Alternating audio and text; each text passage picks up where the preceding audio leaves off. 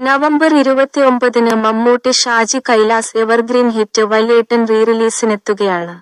24 വർഷങ്ങൾക്ക് മുൻപ് അമ്പലക്കര ഫിലിംസിന്റെ ബാനറിൽ ബൈജു അമ്പലക്കര നിർമ്മിച്ച ചിത്രം 4K ഡോൾബി അറ്റ്മോസ് ദൃശ്യമികവോടെയാണ് അമ്പലക്കര ഫിലിംസ് വീണ്ടും നവംബർ 29-ന് തിയേറ്ററുകളിലേക്ക് എത്തിക്കുന്നത്.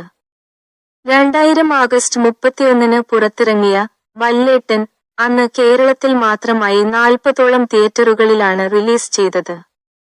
ബോക്സ് ഓഫീസ് ഹിറ്റായ വല്യേട്ടൻ റെക്കോർഡ് കളക്ഷൻ നേടി 150 ദിവസം കോഴിക്കോട്, എറണാകുളം, തിരുവനന്തപുരം എന്നിവിടങ്ങളിലെ തിയേറ്ററുകളിൽ പ്രദർശിപ്പിച്ചു.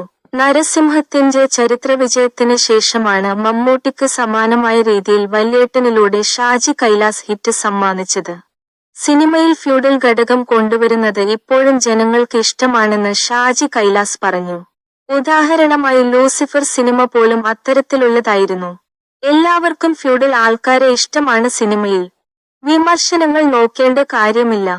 സിനിമ വിജയമാണോ എന്നത് മാത്രമാണ് ഘടകം. ഇഷ്ടമില്ലാത്തവർ തങ്ങളുടെ അഭിപ്രായം പറഞ്ഞോട്ടെ. നമുക്ക് ചെയ്യാൻ അറിയാവുന്നത് നമ്മൾ ചെയ്യുന്നു, അത്രയുള്ളൂവെന്നും ഷാജി കൈലാസ് പറഞ്ഞു. മോഹൻലാലിന്റെ കൂടെയൊക്കെ വർക്ക് ചെയ്യുമ്പോൾ ഒരുപാട് കാര്യങ്ങൾ പഠിക്കാൻ കഴിയും. ഷോട്ടിന് മുമ്പ് ലൈറ്റ് ചെയ്ത് വച്ചിട്ടാണല്ലോ ക്യാമറാമാൻ വിളിക്കുന്നത്. ലാൽ ആദ്യം വന്ന് എല്ലാം ഒന്ന് നോക്കും.